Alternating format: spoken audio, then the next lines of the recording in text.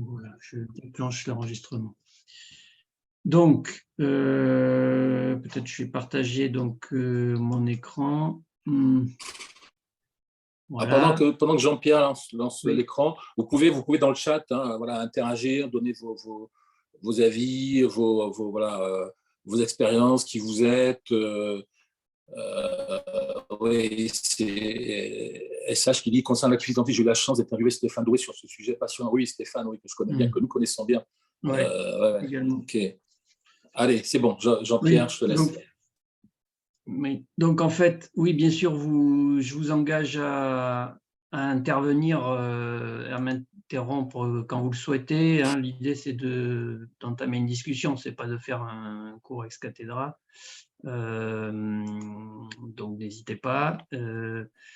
Alors, par ailleurs, donc l'idée là, c'est de faire 1 heure à peu près, hein. Bon, après on verra si ça nécessite, on prendra un peu plus de temps. Vous avez sur le lien, qui est affiché, c'est le lien qui donne accès en fait, au webinaire et qui vous permet donc d'une part de vous suivre ou se connecter à notre, compte LinkedIn, donc le cercle des leaders quantiques. Et par ailleurs, vous pouvez aussi mettre un commentaire et avoir, bon, si vous voulez nous demander le PDF en fait de la présentation, vous pourrez le recevoir après coup, donc en mettant un commentaire sur cette page. Donc voilà, donc moi juste en 2 mots, hein, juste pour vous présenter, moi je suis ingénieur et j'ai fait une carrière voilà, dans l'informatique et depuis 5 ans je suis dans le coaching et l'intelligence collective. Et je m'intéresse donc depuis à peu près cette époque-là, mais je l'ai fait un peu enfin, dans ma formation d'ingénieur à la physique quantique notamment. Alors, l'objectif de cette présentation, c'est de comprendre en fait que de façon plus générale, la science physique a contribué à formater au cours du temps notre vision du monde, notre façon de penser, et de faire le lien entre les découvertes qu'il peut y avoir depuis le début du XXe siècle, hein, et notamment avec la physique quantique, mais pas seulement avec la physique quantique, avec les changements en cours dans le monde du travail. Voir que ce n'est pas un hasard si aujourd'hui il y a des changements très importants dans le monde du travail, c'est très connexe aux changements que la science nous a fait, nous montre depuis un certain temps. Et donc en tirer les conséquences sur la façon de travailler. La motivation de tout ça, d'un côté, aujourd'hui, on est tous d'accord pour dire que le modèle qui a prévalu jusqu'ici est en crise, hein, on va dire la vision court terme, la maximisation du profit, valeur pour l'actionnaire, penser en silo, tout ça, c'est un mode de fonctionnement qui a eu ses avantages, qui a amené des progrès indéniables, mais qui arrive un petit peu en bout de souffle aujourd'hui. Aujourd'hui, je dirais, on le voit en particulier avec le phénomène du dérèglement climatique, hein, on voit bien qu'aujourd'hui, on ne peut plus raisonner chacun de son côté comme si on était indépendants les uns des autres. On voit bien qu'il y a cette notion de système et de globalité qui émerge de façon évidente avec le dérèglement climatique. Donc il y a ça d'une part, donc un modèle un petit peu en bout de course au niveau du travail. D'autre part, le monde change aussi. On parle de VUCA, de volatilité, ambiguïté, incertainté, complexité. On parle de génération X, Y, Z, hein, la petite dessin, je ne sais pas si vous arrivez à le lire là. En génération X, on était content d'avoir un job. En Y, on va chercher le job sur Internet de chez soi. Et en Z, on se dit, c'est quoi au fait un quoi? Donc voilà, et le rapport au travail est plus du tout le même avec les jeunes générations. Donc il y a tous ces phénomènes que tout le monde constate aujourd'hui. Par ailleurs, de notre côté, la science physique a évolué, nous incite aussi à changer notre vision du monde, et je dirais plus globalement de se poser la question de la réalité, même si il semble que, on n'a pas complètement intégré ces changements, en tout cas, que nous dit la science. Et le pari, en fait, c'est que finalement, il peut y avoir un lien entre ces deux révolutions. et que écouter ce que nous dit la science, en particulier la physique quantique, hein, peut nous aider je dirais, à adopter une nouvelle façon de penser et d'agir. Vous n'hésitez pas à m'interrompre s'il y a des questions. Je ne sais pas si tout est clair, tout va bien, ou vous avez des questions, n'hésitez pas. Tout le monde a coupé le micro. Bon, je continue. Donc, la notion de paradigme.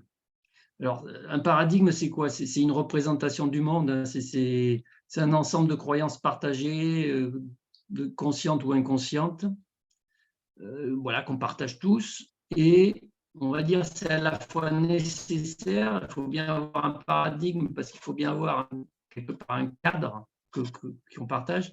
Donc d'un côté c'est nécessaire, mais d'un autre on va dire c'est piégeant parce qu'une fois qu'on est dans un paradigme, aujourd'hui il y a un certain paradigme qui est partagé par la majorité, eh bien on n'en sort pas, c'est-à-dire qu'on n'est pas capable de penser autrement qu'au travers de ce paradigme. Donc il y a le côté nécessaire, mais il y a aussi le côté piégeant dans le paradigme. Et en fait, ce qui se passe, c'est que si on regarde ce que nous dit la science, en fait, elle évolue de paradigme en paradigme et elle change finalement ces paradigmes quand celui qui est en cours ne permet pas d'expliquer et de comprendre complètement le monde. Alors, c'est ce qui est arrivé typiquement au début du XXe siècle, parce qu'il y a eu des expériences qu'on ne pouvait pas expliquer par le paradigme qui existait à l'époque, et ce qui a créé une nouvelle étape de nouveau paradigme, une nouvelle vision du monde, de la réalité. Et ce qui est, à ce moment-là, on peut se dire, mais OK, si la science fait ce changement de paradigme, qu'en est-il du changement de paradigme au niveau de la culture que tout le monde s'approprie finalement? Et le pari, c'est qu'effectivement, il y a un lien entre les deux. Simplement, je dirais, la science évolue en amont, et ça descend, dans je dirais, au niveau de la culture des gens, un petit peu en décalé. Pour cela, je vais faire un petit survol historique pour montrer que justement, comment ça s'est passé, sans très grossière, hein.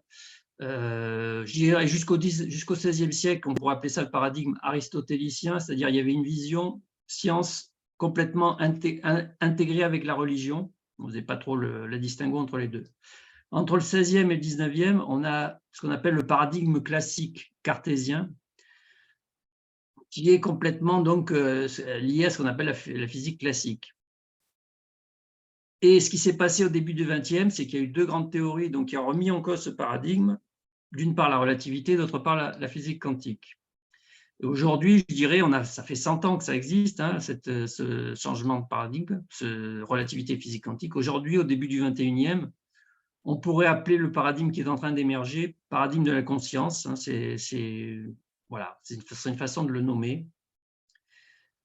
Donc voilà, pour résumer très brièvement, pour bien mettre le contexte, hein, cette physique classique, elle était faite par on appelait ça la révolution copernicienne, c'est-à-dire le fait de changer de vision, d'une vision géocentrique, c'est-à-dire la Terre est au centre de l'univers, à une vision héliocentrique, hein, c'est-à-dire c'est le Soleil, la Terre tourne autour du Soleil. Donc ça a été un premier bouleversement. Après, 18e, 19e, il y a eu des thermodynamiques qui s'intéressent, disons, à l'énergie, aux échanges d'énergie. L'électromagnétisme qui fédère tout ce qui est électricité, magnétisme, optique. Ce qui fait qu'on arrivait à la fin du 19e où les physiciens étaient très satisfaits, très contents d'eux, parce que, comme l'a dit Lord Kelvin, la connaissance en physique est semblable à un grand ciel bleu à l'horizon duquel subsistent seulement deux petits nuages d'incompréhension.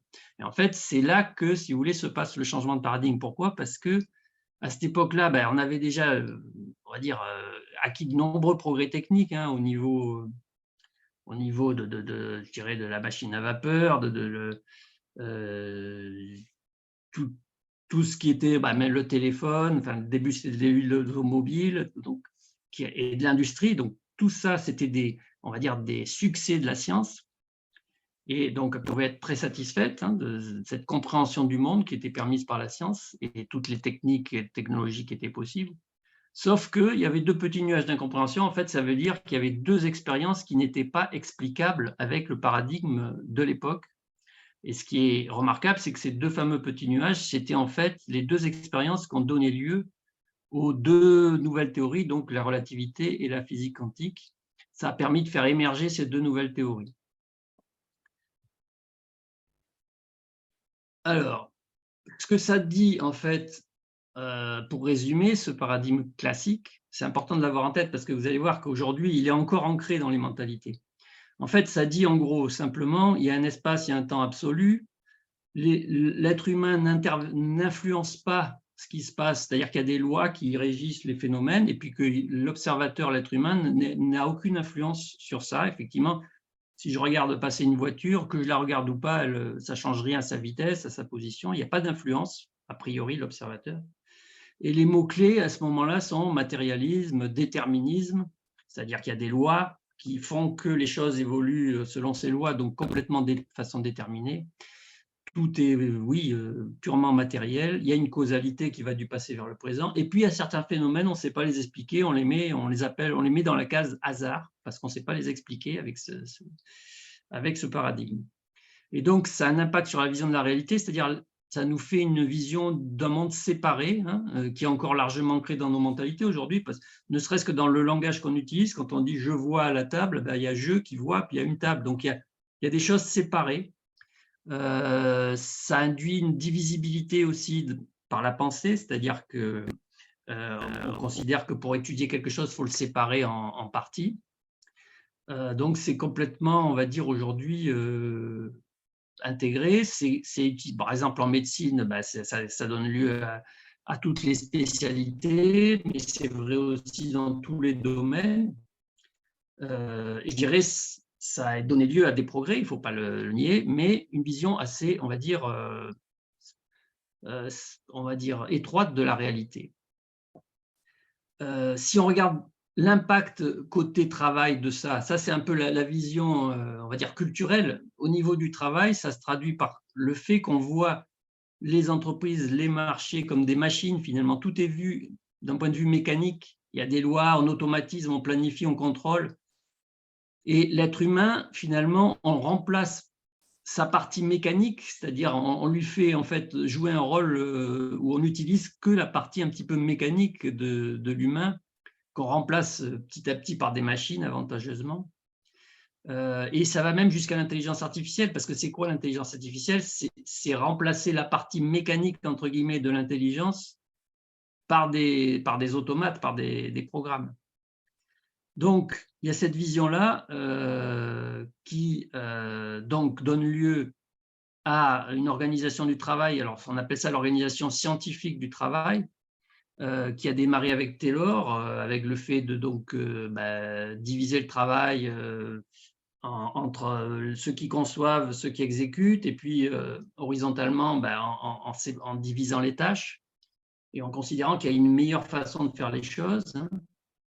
Et d'ailleurs, Taylor a écrit un livre qui s'appelle le fondement scientifique du travail, hein, c'est-à-dire qu'il s'appuyait sur la science pour expliquer l'organisation du travail. Ça s'appelle bien organisation scientifique du travail. Et c'est vachement intéressant de voir ça parce qu'en fait, on comprend que cette base scientifique était revendiquée dans l'organisation du travail. Et donc aujourd'hui, ça serait dommage de ne pas faire la même chose, de ne pas voir quels sont les progrès scientifiques qui permettent de se dire que la façon de voir le travail doit aussi, en parallèle, évoluer.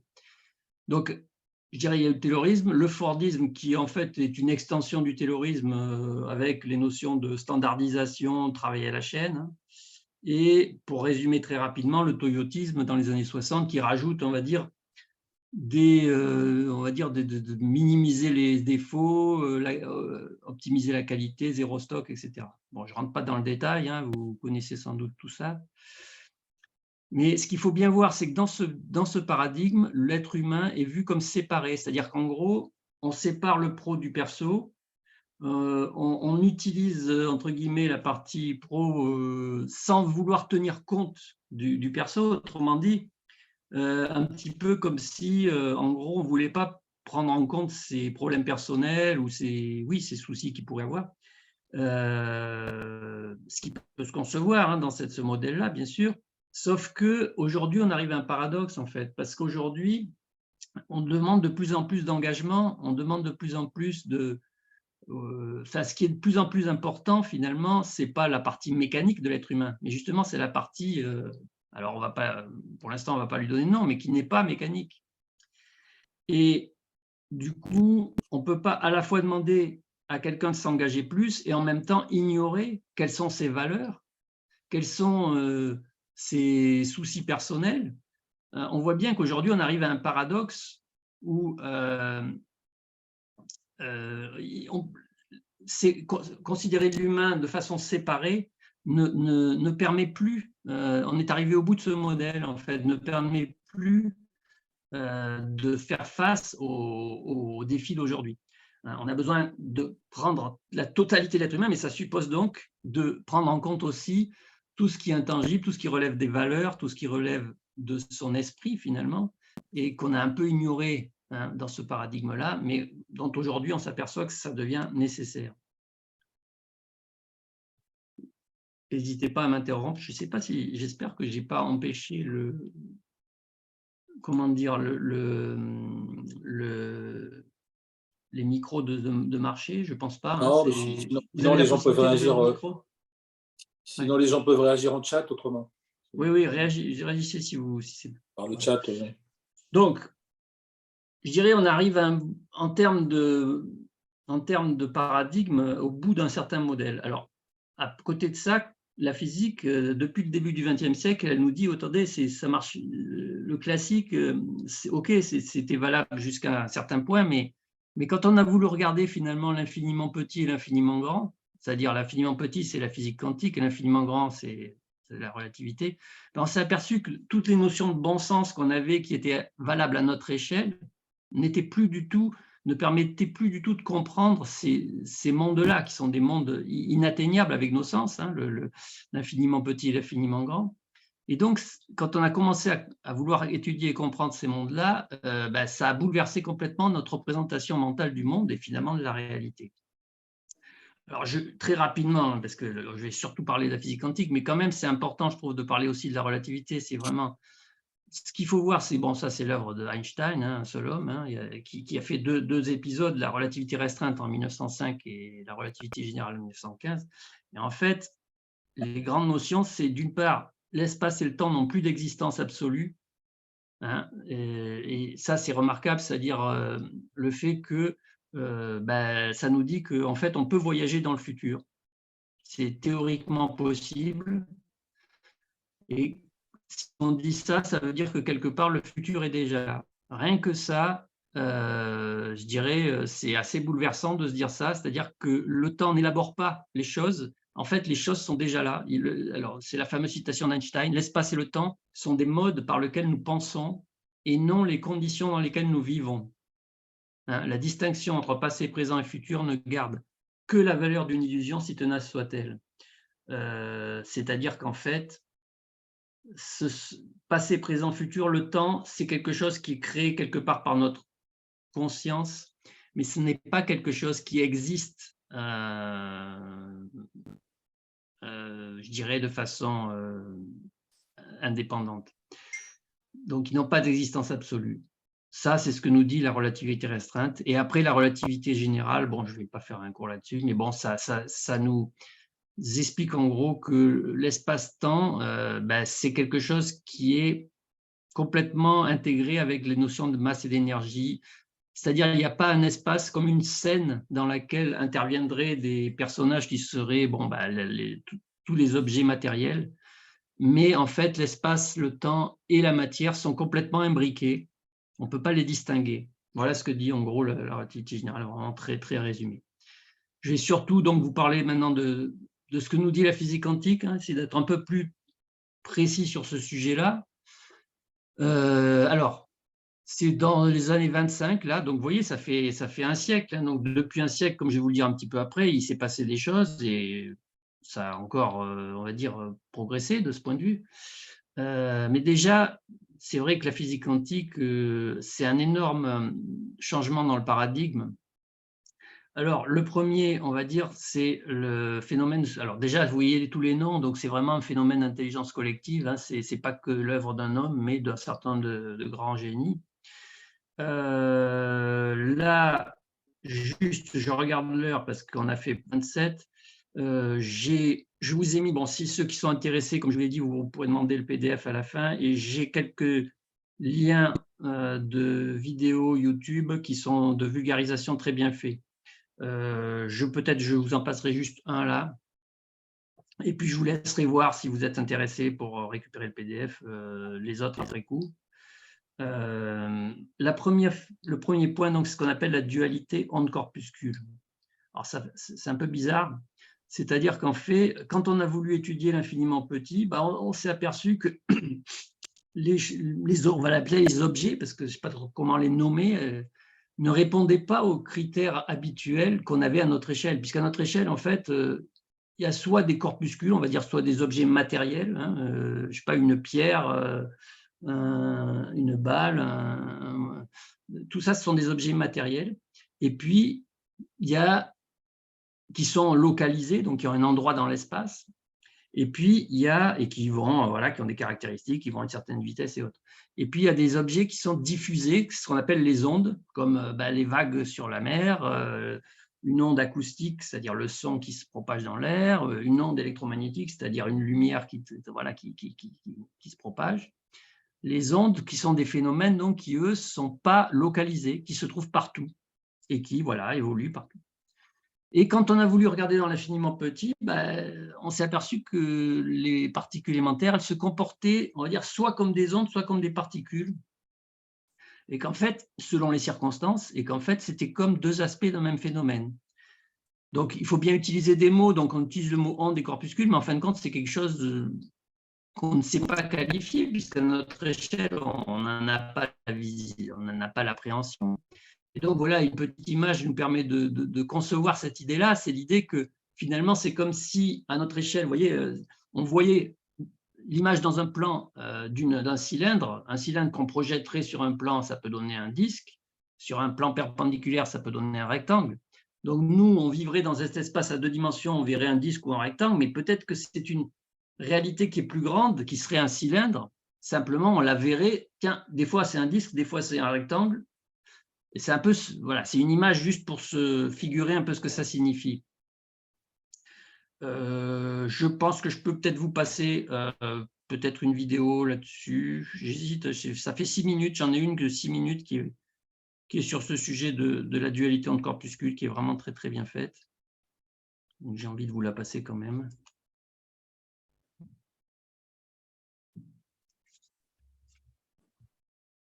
Alors, donc je vais arrêter ce partage-là. Et je vais recréer un partage avec l'audio, avec alors, attends.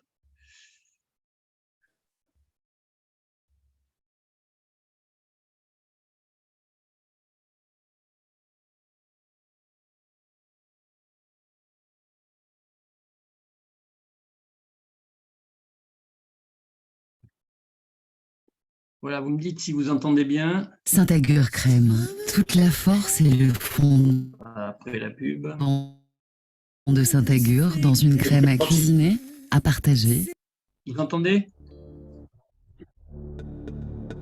Vous entendez? Ouais, c'est bon. Bonjour à tous, aujourd'hui dans Science Click, la dualité onde-corpuscule. À première vue, il semblerait que l'on puisse distinguer dans l'univers deux types d'objets. D'une part, certains objets se comportent comme des points, avec une position bien définie, qui peut se déplacer au cours du temps. C'est par exemple le cas d'une pomme, d'une voiture ou encore d'une planète. D'autre part, on peut également trouver des phénomènes de propagation, qui n'ont cette fois pas de position à proprement parler. C'est ce que l'on appelle des ondes, comme par exemple les vagues à la surface de l'eau. Imaginons un mur dans lequel seraient percées deux fentes. On place derrière ce mur un écran, qui va être capable de détecter les objets qui l'atteignent. D'une part, Si on lance les uns après les autres des objets ponctuels, qui se comportent comme des billes, alors on finira par obtenir sur l'écran deux bandes bien distinctes, qui correspondent aux deux fentes par lesquelles sont passés les objets. D'autre part, si on émet maintenant des ondes, comme par exemple des vagues dans l'eau, alors en se propageant derrière les deux fentes, elles vont se superposer. En se superposant, les vagues vont soit s'ajouter entre elles pour former une plus grande vague, soit s'annuler pour former une vague plus petite. On observera alors sur l'écran une alternance de franges lumineuses et sombres qui correspondent aux bosses et aux creux formés par les vagues. On obtient donc des résultats différents en fonction du type d'objet. Deux bandes bien distinctes dans le cas d'objets ponctuels, comme des billes, des pommes ou des planètes, et une alternance de bandes d'interférence dans le cas où on envoie des ondes, comme des vagues à la surface de l'eau. Cependant, si l'on s'intéresse à des échelles microscopiques, et notamment au monde des particules, alors cette distinction entre corpuscules et ondes semble disparaître. À l'échelle quantique, une particule n'a pas de position bien définie. En effet, elle a uniquement plusieurs possibilités, différentes positions qui lui sont disponibles, avec des proportions qui peuvent varier. Ce n'est qu'au moment de mesurer sa position que la particule va être forcée de choisir au hasard une de ces possibilités. Or, il se trouve que plus une position intervient au départ en grande proportion, plus il va être probable que la particule choisisse cet endroit en particulier au moment où on va l'observer. Ceci nous permet donc de tracer une courbe qui correspond à la probabilité d'observer la particule en chaque position de l'espace.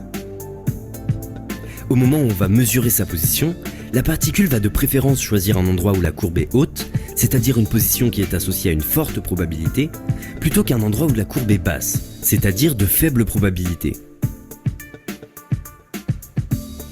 Or, cette courbe de probabilité n'est pas fixe. En effet, au cours du temps, elle va évoluer, et ce de façon très similaire au mouvement d'une onde. Reprenons alors notre expérience, mais avec des particules cette fois-ci, et imaginons que l'on puisse regarder sans que cela ne les force à choisir une position. Au départ, la particule que l'on envoie n'a pas encore de position bien définie. Sa courbe de probabilité va donc se propager dans l'espace, et ce à la façon d'une onde. Ainsi, comme les vagues dans l'eau, cette courbe va passer à travers les deux fentes en même temps, et se superposer avec elle-même de l'autre côté du mur.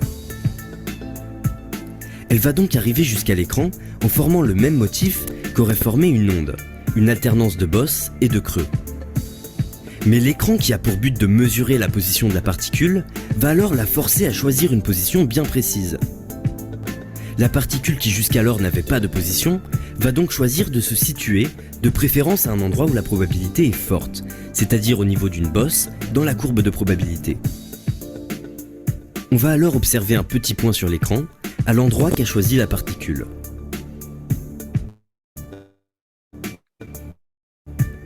Sur l'écran, la particule prend donc l'apparence d'un petit point, ce qui pourrait suggérer qu'elle s'est comportée comme une petite bille, et donc que les particules sont des objets ponctuels.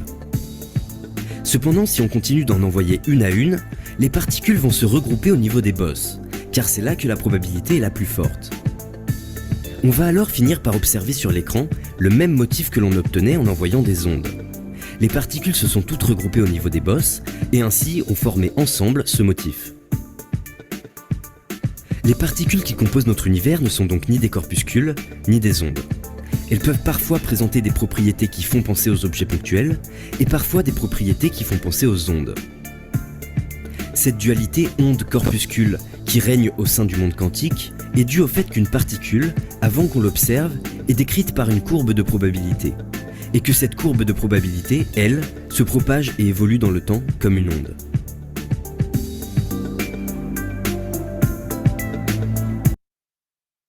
Voilà. Est-ce qu'il y a des remarques, des questions là-dessus?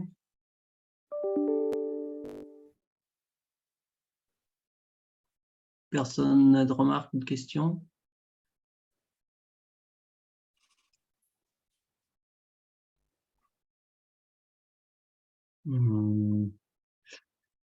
Donc, Bon, donc, en fait, cette dualité, elle résulte du fait, on peut dire ça d'une autre façon, ce qu'on appelle le principe de superposition.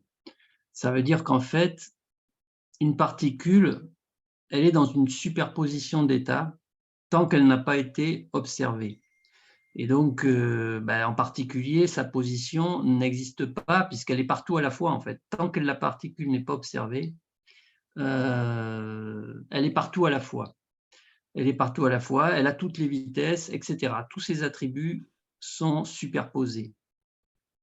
Et cette superposition d'états, bon, c'est ce qu'on appelle la fonction d'onde, ou de façon plus générale, bon, ça a un autre nom, on ne va pas rentrer dans les détails, mais c'est modélisé simplement par quelque chose donc, qui évolue de façon déterministe, c'est-à-dire qu'il y a une loi qui explique comment cette onde évolue dans le temps. Voilà. Par rapport à ça, qu'est-ce qui se passe? Comme j'ai dit, c'est valable tant que la particule n'est pas observée. Et donc, qu'est-ce qui se passe au moment de l'observation ou de la mesure? Eh bien, c'est que cela provoque en fait ce qu'on appelle la réduction du paquet d'ondes, c'est-à-dire en fait, c'est comme si cette particule qui était partout à la fois, hop, au moment où on l'observe, elle décide de se mettre à un endroit, alors en fonction de la probabilité pour qu'elle y soit, comme ça a été dit dans la vidéo, et ce, de façon indéterministe. Et c'est ça la grande, on va dire, nouveauté qu'a apporté la physique quantique à l'époque, puisque, comme je vous l'ai dit, à la fin du 19e siècle, on pensait qu'il y avait un déterminisme, qu'il y avait des lois, que tout évoluait par rapport au passé, en fonction du passé, grâce à des lois. Et là, on s'est aperçu qu'en fait, il y a ce phénomène d'apparition donc de la réalité, en fin de compte, au moment de l'observation, était indéterministe. On avait juste une loi de probabilité, mais on n'était pas capable d'expliquer où la particule allait se positionner au moment où on allait l'observer. Et donc, il n'y a pas de réalité qui aurait des caractéristiques déterminées indépendantes de l'observation. Alors, bien évidemment, vous allez me dire, oui, mais si je regarde ma balle de tennis, que je la regarde ou pas, ça ne change rien. Elle a bien sa position et sa vitesse qui existent et elle est à un endroit, etc.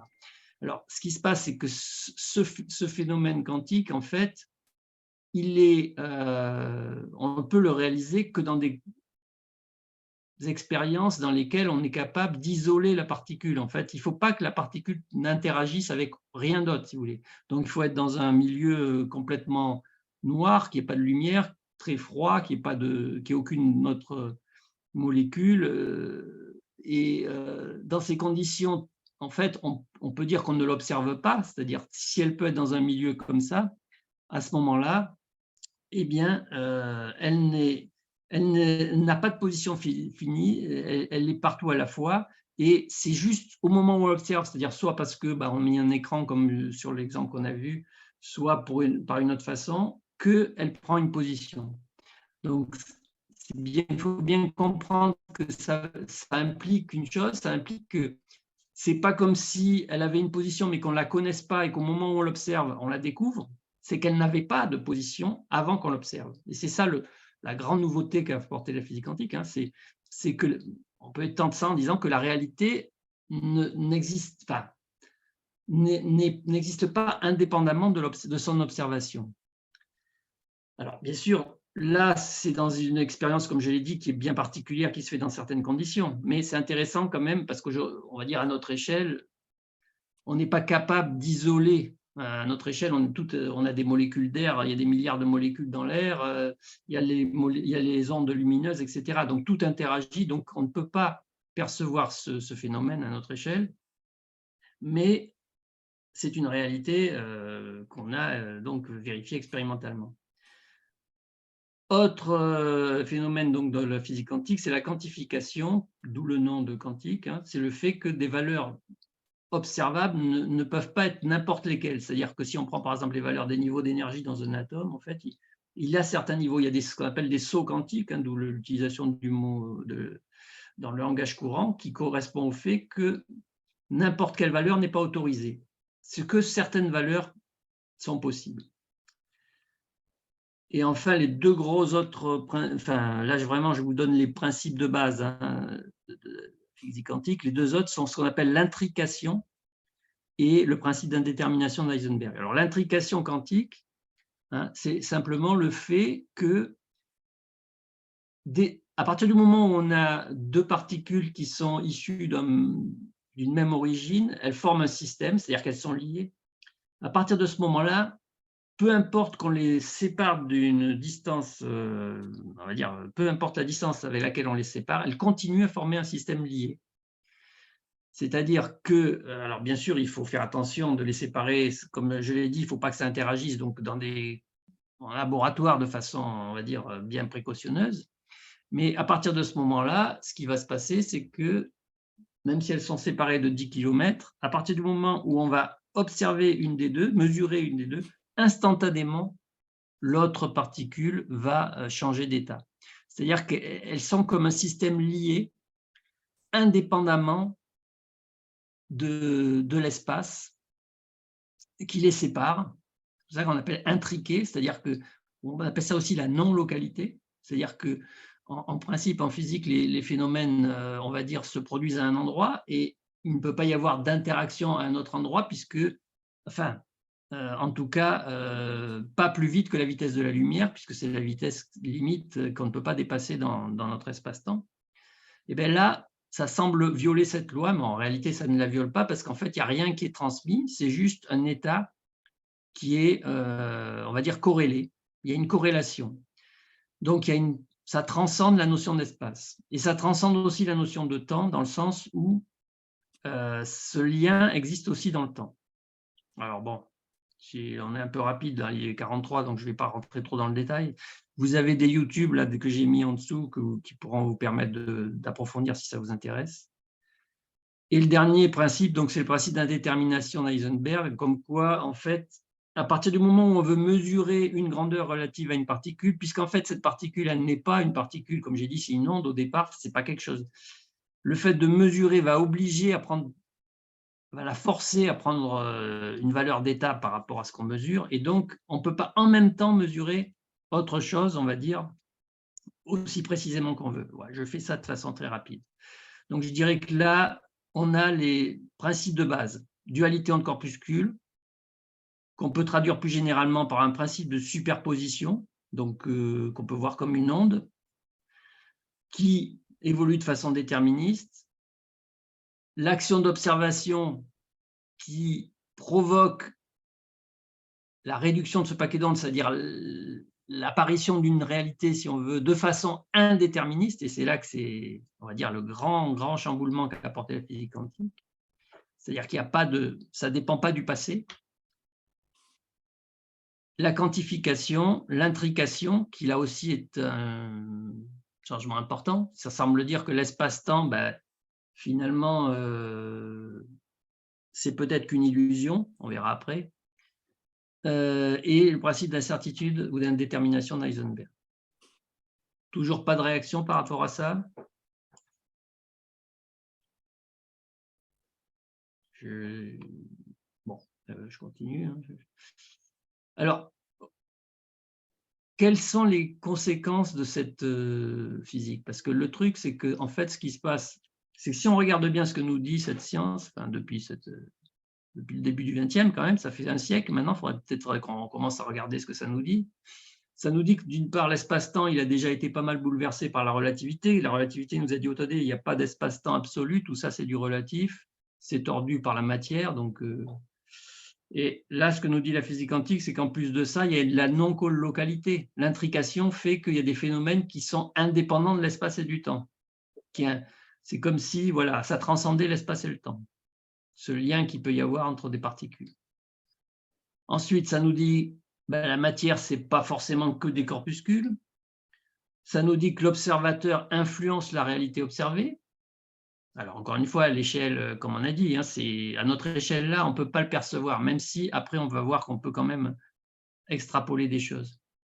Et donc, les mots-clés deviennent indéterminisme. Avant, c'était au niveau de la physique classique, c'était déterminisme, c'était causalité, passé vers futur.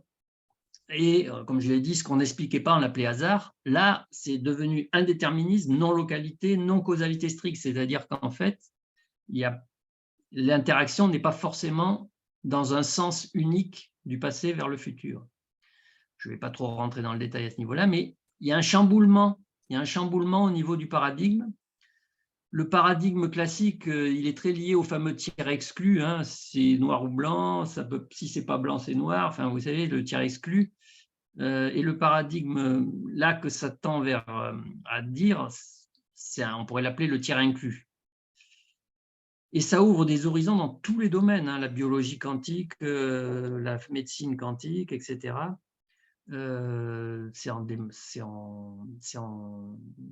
Ça commence à exister. Alors, ce qu'il faut bien voir, c'est qu'il n'y a pas une échelle où on va dire, tiens, le monde, il est quantique pour toutes petites particules, et puis à bout d'un certain temps, à une certaine échelle, c'est plus quantique. Ce n'est pas vrai. Les physiciens sont tous d'accord pour dire qu'on n'a pas de limite entre le monde quantique et le monde classique, entre guillemets, celui qu'on perçoit à notre échelle. Alors après, je ne vais pas rentrer dans les détails, mais on va dire pourquoi on ne le voit pas quantique alors à notre échelle, pourquoi on ne voit pas les superpositions. Alors ça, il y a plusieurs approches. Il y a ceux qui, on va dire, l'expliquent de façon par le fait que tout comme je l'ai dit, il n'y a pas de tout interagit, donc on ne peut pas en fait, on ne peut pas, la superposition n'existe plus à notre échelle. Et il y en a d'autres physiciens qui font intervenir la conscience pour dire qu'en fait c'est parce que notre conscience agit comme un filtre en fait. Et c'est comme s'il y avait une superposition de réalité et que chacun, par sa conscience, n'en perçoit que sa propre réalité. Voilà, c'est, on va dire, deux visions qui émergent, sachant que bien évidemment, ça ne remet pas en cause les fondamentaux de ce que dit la science et que ça n'empêche pas tous les progrès techniques qu'elle a permis de faire. Là, on est plus dans l'interprétation, où là, il y a effectivement des divergences entre les physiciens. En tout cas, ce qui est sûr, c'est que ces deux théories les plus validées donc, par l'expérience, elles remettent complètement en cause la notion d'espace, de temps et de matière. Et donc, ça nous incite à changer notre vision de la réalité, ça nous incite à changer cette vision locale et individuelle qu'on peut attribuer au classique, à une vision plus globale et collective qu'on peut attribuer au quantique. Et bon, par rapport à ça, je dirais il y a deux écueils, c'est-à-dire premier écueil, c'est ceux qui restent, on va dire, scientifiques, qui ne veulent pas regarder au-delà de leurs équations et qui ne cherchent pas à voir l'impact, on va dire, philosophique, même culturel de cette fameuse physique et des autres découvertes depuis le XXe siècle, et qui continuent finalement à avoir un paradigme de pensée classique. Et bon, c'est le cas aujourd'hui de beaucoup de nos élites, hein, il y a beaucoup de monde qui continue à raisonner physique, enfin, en modèle classique, on va dire, sans tenir compte de ce que nous dit la science, et de se limiter juste au fait que, bon, ben, ok, merci la physique quantique, grâce à vous, on a notre smartphone, le GPS, ben, c'est merci la relativité, puisque c'est grâce à ça qu'on peut se positionner, ainsi de suite. Mais on ne regarde pas finalement que tout ça, ça a un impact autre que technique uniquement. Ça, c'est le premier écueil pour moi, hein, de mon point de vue. Et le deuxième, c'est l'écueil inverse, c'est de finalement utiliser le mot quantique un peu à toutes les sauces pour expliquer des tas de choses qu'on ne comprend pas. Et des fois, voilà, il y a des excès un peu dans l'autre sens aussi. Je dirais aujourd'hui, il faut faire attention à tomber, enfin, de mon point de vue, ni dans l'un ni dans l'autre. Et de ne pas ignorer ce que nous dit la science et en même temps de faire attention à tout ce qu'on avance quand même. Et donc voilà, par rapport à ça, voilà, on propose quelques analogies par rapport à ce que nous dit la science, comme la dualité onde-corpuscule, la superposition, l'intrication, principe d'incertitude. Ce que ça peut nous induire comme analogie dans notre vision de la réalité. Et alors, dans le business, je comptais vous poser des questions, mais pour l'instant, je n'ai pas beaucoup de réactions. Alors, je ne sais pas si vous êtes prêts à voir quels sont les exemples dans le business à quoi ça peut vous faire penser. Est-ce qu'il y a des gens qui sont...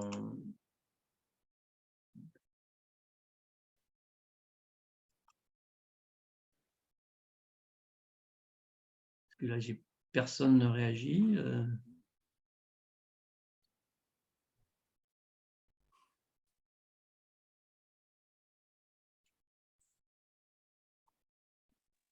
Moi, j'aurais une question, enfin, juste une remarque. Tout à l'heure, tu as dit que quand on regarde, dans le quantique, tant qu'on ne voit pas l'électron, tant qu'on ne le regarde pas, il est quelque part, on ne sait pas où, à la rigueur, il n'existe pas. Du moment où on veut se focaliser dessus, l'électron, on considère que l'électron est à une position. C'est-à-dire, c'est à ce moment-là que tu as dit, en reprenant tes mots, que l'électron va exister au moment où on regarde cet électron. Alors, ça m'a fait un peu sourire parce que je me dis, dans le macroscopique, donc dans la physique entre humains, je peux penser à quelqu'un, mais comme la personne n'est pas à côté de moi, je ne la vois pas, elle n'existe pas. Et ça m'a fait sourire parce que souvent, j'ai cette impression, les gens ne sont pas autour de moi, je ne les vois pas, donc c'est comme si ces personnes n'existent pas. Par contre, au moment où je les rencontre, elles prennent vie. C'est rigolo, mais voilà, ça fait bizarre quoi, comme sentiment. C'est des sentiments que j'ai déjà eus et le fait de te l'entendre dire, là, ça fait bizarre. Ça peut être une source d'inspiration, comme tu dis. Hein. Et par rapport à ce que tu dis, en fait, l'électron ou la particule, tant qu'on ne l'a pas observée à l'échelle quantique, c'est pas comme si elle était quelque part, mais qu'on ne sache pas où elle est. C'est qu'elle n'a pas de position, en fait. Elle est partout. C'est comme si elle était partout, si tu veux. Donc, c'est le fait de l'observer qui l'oblige à prendre une position. Et c'est ça le phénomène fondamental, hein, du phénomène d'observation. C'est la grosse différence entre le fait de dire, si je ne regarde pas ma balle de tennis, ça n'empêche pas qu'elle ait une position et une vitesse. Ce n'est pas le fait de l'observer qui lui fait prendre une position et une vitesse. Il semble que ça soit indépendant de mon observation. Alors que là, l'électron qui n'a pas d'interaction, en fait, hein, comme je l'ai dit, dans des laboratoires, dans des conditions bien précises, donc il n'est pas observé au sens où il n'interagit pas, en fait, eh bien, il n'a pas de position. Il est partout à la fois. Il est comme une onde, il est dispersé partout. Et c'est qu'au moment où on va l'observer qu'il va se matérialiser. Donc, c'est comme si, effectivement, l'analogie, comme c'est ce que tu dis, ça peut être une analogie, d'autres analogies du genre, ce que je disais tout à l'heure, c'est comme s'il y avait une superposition, enfin, certains physiciens interprètent ça à l'échelle macroscopique, comme j'ai dit, il n'y a pas une frontière entre le micro et le macroscopique, hein, tout est quantique. Donc, en fait, si on ne le perçoit pas de façon quantique, le monde, si on ne le voit pas superposé, il y a plusieurs façons d'interpréter ça. Certains physiciens considèrent que c'est parce qu'on a, comme la conscience agit un peu comme un filtre, qui nous fait percevoir une certaine réalité parmi une superposition. C'est comme si on avait des lunettes voilà, qui, parmi une superposition de possibilités, en filtrent une, et qui nous est donc propre, ce qui implique que chacun voit le monde, sa propre réalité. Il y a autre chose, alors que la pensée me revienne. Tu as dit que avant on parlait de macroscopique, on parlait de déterminisme, et donc le regard de l'homme, où l'homme n'avait pas d'interaction avec le fait de regarder. On n'avait aucune influence sur ce qui se passait dans le physique, au niveau, je dirais, donc macroscopique. Hein. Et au niveau quantique, en fait, c'est le fait de regarder quelque part qui donne vie à la chose. C'est-à-dire que là, le fait de regarder, ça permet d'avoir une influence sur cette chose. Oui. En tout cas, sur un phénomène quelconque. Oui. Et donc, déjà, à l'époque les pères de la physique quantique, au début du XXe siècle, ils en arrivaient à cette conclusion. Là, j'ai d'autres, vous verrez ça si vous voulez regarder dans les vidéos YouTube, hein, où ils en arrivaient à cette conclusion de dire qu'au-delà de la matière, il y a quelque chose qui échappe en fait aux lois de la physique et qui est de l'ordre de la conscience. Ils disaient que rien ne peut aller au-delà de ça. Et quoi, il y a quelque chose qui est à l'origine en gros, c'est un peu comme si notre monde matériel n'était que la partie immergée de l'iceberg, mais que voilà, il y a quelque chose qui fait apparaître cette réalité-là. Donc, moi, je traduirais ça sur deux aspects, à la fois sur on va dire cette superposition et puis sur la partie intégration quantique. Sur la partie superposition, je verrais ça de deux façons. Si on ramène ça on va dire à nous au niveau de la conscience quantique, bon, ça fait presque un mix avec la dimension spirituelle.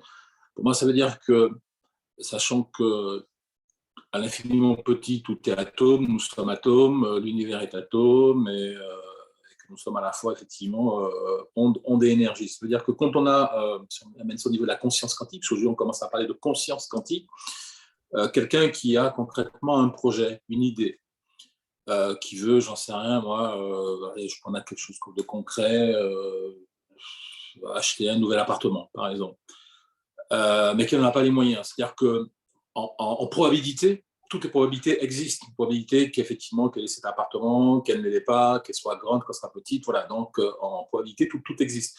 Voilà. Et à partir du moment où la personne va commencer à orienter ses pensées, donc son esprit, sur l'une de ces probabilités, donc cette intention, ma maison, je la veux grande, avec un balcon, avec, enfin, bon, un balcon, peut-être pas pour une maison, avec un grand jardin, etc.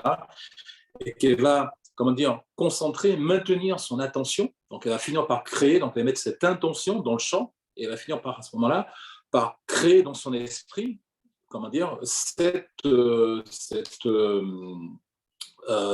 réalité. Et donc, en créant cette réalité, donc, à force de maintenir son attention dessus, les autres probabilités qui existaient, que la maison soit petite, qu'elle ne couvre jamais de maison, etc., vont finir par s'effondrer. Et c'est en maintenant effectivement son esprit sur cette réalité qu'elle va finir par la créer, et qu'à un moment, donc, dans l'esprit, donc en onde, et qu'après, ça va se transposer par les actions qu'on va mettre en place en matière. Donc, voilà un exemple concret que l'on peut donner pour transposer ça dans notre univers à nous, au niveau de notre conscience. Après, pour la partie intrication quantique, moi, dans le monde de l'entreprise, comment je verrais ça? Ça veut dire que c'est de prendre conscience dans le monde de l'entreprise que effectivement, tout est intriqué. C'est-à-dire que nous sommes en lien. C'est-à-dire que si on regarde sur le paradigme newtonien qui nous disait que tout était séparé, qu'on était isolé, ça montre que dans le monde de l'entreprise, l'entreprise, c'est une organisation vivante qui est composée effectivement de matière, des bâtiments, des murs, et encore cette matière, si on va à l'infiniment petit, c'est de l'énergie, et que c'est composé effectivement de populations. Ces populations, et l'infiniment petit, ce sont l'énergie. Et qu'en fait, à partir du moment où ces personnes ont été ensemble, travaillent ensemble, donc il y a forcément, au niveau subatomique, il y a eu effectivement de la connexion, et donc ça veut dire que ce que va faire une entreprise, le comportement que va avoir un dirigeant dans une entreprise va avoir un rapport avec le comportement, l'influence qu'il va avoir sur ses collaborateurs.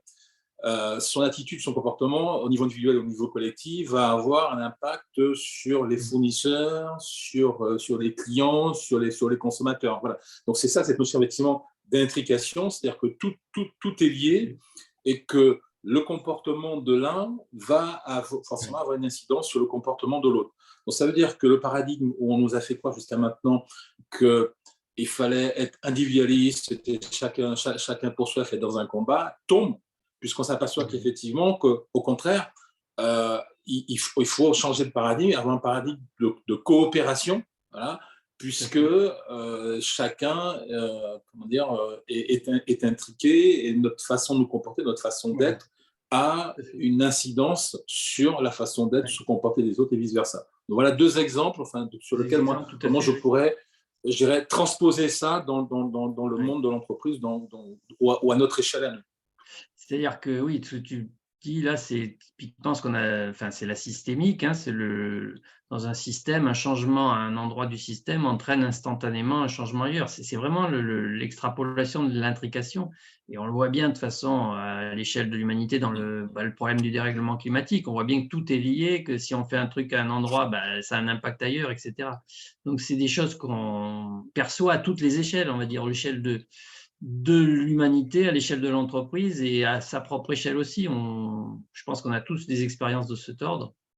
Comme je vois qu'il est 19h, je vais aller jusqu'au bout, hein. Et donc, juste pour résumer le changement de paradigme, finalement, on peut les mots-clés, on va dire, qui étaient de l'ancien paradigme, donc je viens de dire Marceau, là, le fait d'avoir l'atomisme, on pourrait dire, c'est-à-dire des choses séparées, donc de la compétition finalement, puisqu'on se voit comme des entités séparées, fait place à ce qu'on pourrait appeler l'holisme, c'est-à-dire maintenant ce qui compte c'est l'intégration, c'est la coopération plutôt, en face sur les relations, le déterminisme qui impliquait donc une prédictabilité, un contrôle, et maintenant, à contrario, l'indéterminisme, en fait, inhérent. Et merci, entre parenthèses, parce que ça nous rend notre libre arbitre, parce que si on pousse le logique du paradigme classique, en fait, on n'a pas de libre arbitre, puisque tout est défini par des lois. Et grâce, en fait, à ce dont j'ai parlé tout à l'heure, cet indéterminisme, ça ouvre la porte à la possibilité d'un libre arbitre. Après, c'est une autre discussion, on ne va pas rentrer dans ce débat, mais voilà. Et du coup, là, ça implique derrière comment tenir compte de ça. Eh bien, on ne peut plus être dans le contrôle parce qu'il n'y a plus de déterminisme qui permet d'être sûr de tout, de contrôler tout. Et donc, on est obligé de remplacer le contrôle par la confiance. En fait, c'est tout à fait logique par rapport à ça. L'autre côté réducteur, donc le tout qui est la somme des parties, vision top-down de management, qui laisse place au côté émergent, c'est-à-dire le tout est plus que la somme des parties, il faut partir du bas, bottom-up, hein, c'est plus le leadership qui compte que le management. Et puis le côté, on va dire, vision actuelle, c'est-à-dire le présent qui est déterminé en fonction du passé, qui, dans le nouveau paradigme, il faut le penser plus en vision potentielle. C'est-à-dire que le présent, certes, il dépend pour partie du passé, mais il dépend aussi de phénomènes émergents qui, en fait, sont pas forcément dans le monde matériel et donc qui ne sont pas issus du passé. Voilà, donc ça résume un petit peu les mots-clés, on va dire, du nouveau paradigme. Alors, vous allez dire, OK, mais concrètement, comment je fais dans mon entreprise ou quoi? Qu'est-ce que ça veut dire? Ben, ça veut dire qu'en fait, et aujourd'hui, je dirais, il y a une étude qui montre que plus de 80% des dirigeants en sont convaincus, hein. Ce qui compte avant tout, c'est le côté immatériel, finalement, c'est la culture. C'est ce qu'on pourrait résumer sous le nom de la culture, finalement. Autrement dit, aujourd'hui, le plus important, on s'aperçoit que c'est de travailler sur l'intangible, c'est-à-dire sur les valeurs, sur l'esprit, on peut dire de façon globale. Ça ne sert à rien d'augmenter la productivité au niveau d'une machine ou quoi si, à côté de ça, on n'a pas travaillé, je dirais, sur l'être humain, en fait, qui est derrière.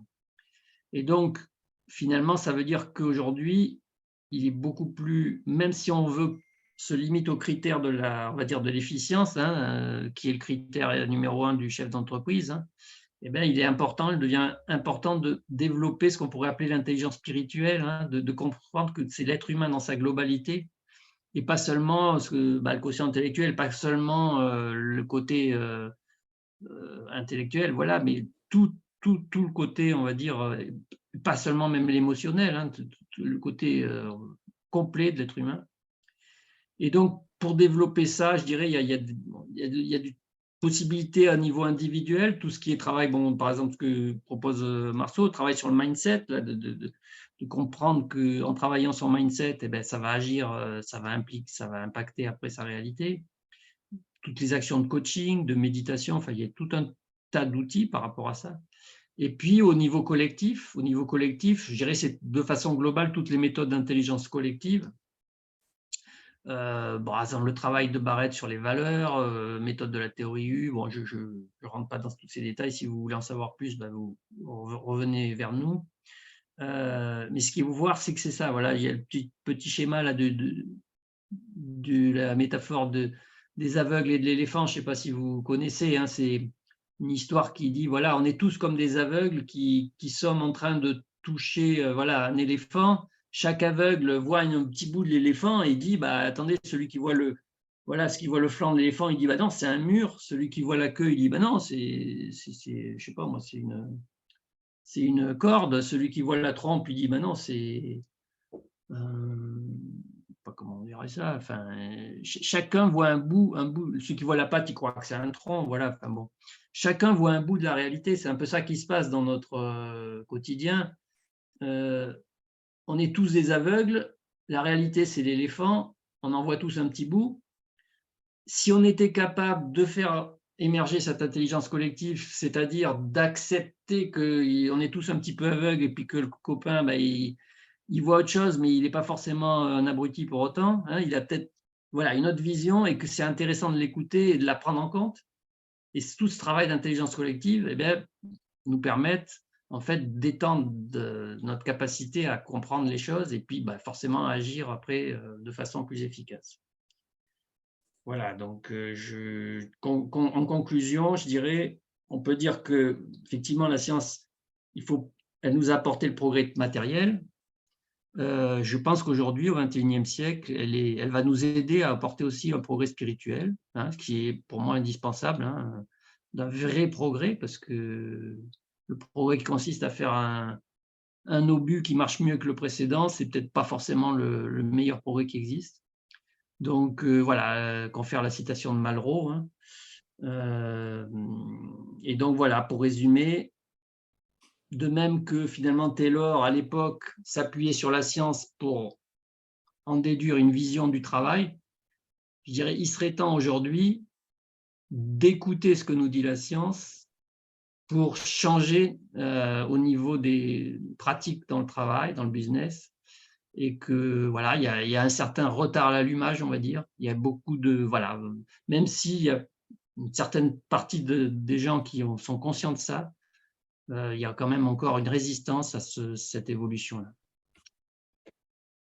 Voilà, on a peut terminer. Donc, vous avez notre contact, le site Leader Quantique, notre compte LinkedIn. Et voilà, comme je vous l'ai dit au début, peut-être, je ne sais pas si Jocelyne t'a mis le lien que j'ai mis ici vous permet de mettre un commentaire si vous souhaitez récupérer le PDF de la présentation et puis en savoir plus par rapport à nos activités. Voilà. Ok, On est à peu près dans le merci temps. Jean-Pierre. Okay. On a un peu débordé sur le timing. Est-ce que néanmoins il y a une ou deux questions, voilà, des personnes des questions soit par chat ou soit en live, voilà. Okay.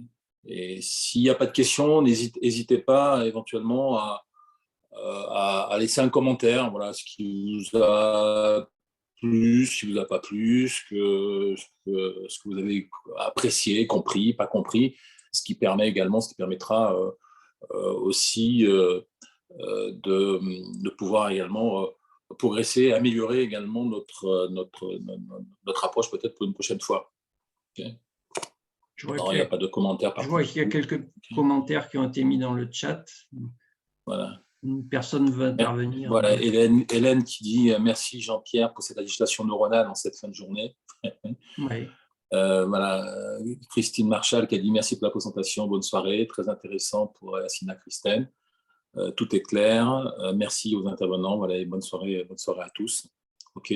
Donc moi ce que je retiens en fait, c'est que il faut s'occuper que, enfin, il y a tout un monde infiniment petit, invisible, dont la science quantique nous aide à prendre conscience, et qu'il faut, si on ramène ça dans notre univers, dans le monde de l'entreprise, se préoccuper désormais de toute cette partie infiniment petite, invisible, qui ne se voit pas. Et donc, si on met ça dans l'entreprise, c'est-à-dire que la priorité de l'entreprise n'est pas la partie matérielle, n'est pas comment dire, les outils, mais plus la partie, comme tu disais, intangible. Cette partie intangible, c'est la conscience humaine. Voilà, donc c'est travailler sur la conscience humaine, sur l'esprit humain. Quand on travaille sur la conscience humaine, sur l'esprit humain, eh ben, cet esprit humain va finir par interagir avec la partie matière. Voilà, en gros, moi, si je dois faire un résumé de ce que j'ai compris. C'est la principale conclusion. Et alors, je vois que Hélène, elle dit qu'elle aurait aimé avoir plus par rapport au lien avec le monde du travail, mais c'est un peu ce que les dernières slides là, sur lesquelles je suis allé un peu rapidement, c'est de toutes les techniques, on va dire, de travail sur le mindset, hein, aussi beau individuel que collectif, sur les valeurs, faire travailler les gens sur leurs valeurs, les techniques d'intelligence collective comme la théorie U, tout ça, c'est ce qui va permettre de faire grandir cette conscience et de se traduire par des résultats en termes d'efficacité. Donc voilà, donc Et- pour les personnes oui, qui restent, comment dire, vous avez donc les liens pour aller sur le site et pour, pour vous connecter à notre compte LinkedIn. Et par ailleurs, donc, nous allons continuer donc, à faire un webinaire hein, sur le rythme d'à peu près un par mois. Hein. Après, nous sommes en démarrage pour l'instant, donc c'est le premier webinaire. Donc, prochain, ça sera fin janvier, a priori. Je ne sais pas si on peut dire une date exacte aujourd'hui. Ou... Non, on n'a pas arrêté encore de date, mais effectivement, ce sera vers fin janvier. L'objectif, c'est que voilà, c'est une association qui est toute neuve, qui vient, voilà, qui se met en place. L'idée, c'est de vulgariser, d'échanger. Donc, certains peut-être d'entre vous, donc, qui ont des compétences, des compétences, oui, autour du quantique, autour du leadership quantique, voilà, peuvent nous rejoindre pour échanger. C'est un moment d'échange, de partage. Donc, on fera d'autres webinaires comme ça une fois par mois. Le prochain sera vers fin janvier. On ne sait pas encore à quelle date, il faut qu'on regarde ça. Et puis, petit à petit, une fois que, je dirais, cette communauté de leaders quantiques aura progressé, aura pris corps, nous mettrons en place, nous pourrions mettre en place des formations en présentiel, en distanciel, et puis des moments de rencontre avec peut-être aussi également des intervenants, des gens comme, tout à l'heure on parlait de Stéphane Drouet, des gens comme Philippe Guillemant, des personnes comme Assina Narim, etc. Voilà, donc peut-être un jour, peut-être à l'ASFE, sait-on jamais, voilà, pour aider et accompagner effectivement à vulgariser, à démocratiser cet aspect quantique et comprendre que le quantique est présent dans notre vie de tous les jours, nos téléphones portables, c'est du quantique. Et les animaux, on parle des animaux, sont du quantique. On voit des animaux, des oiseaux qui volent sans se toucher, donc qui sont en interaction quantique, qui sont en intrication quantique. Voilà, donc c'est un petit peu échange autour de tout ça. Ouais. Voilà. Il est déjà 14, je propose qu'on... Ouais. Je propose qu'on stoppe là, Jean-Pierre. Je vais arrêter l'enregistrement. Merci à toutes, merci à tous.